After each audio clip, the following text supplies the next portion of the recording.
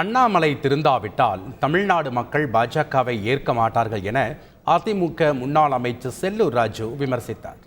அதிமுக பிஜேபியும் இருந்த உறவு தடுக்கப்பட்டதென்றால் பிரிவுக்கு முக்கிய முதல் காரணம் என்றால் பிள்ளையார் சொல்லி போட்டது அண்ணாமலை தான். அதனால இந்த பின்னோக்கி செஞ்சு போயிடுச்சு. இந்த ஆட்சியில் தமிழ்நாடு பின்னோக்கி போயிடுச்சு.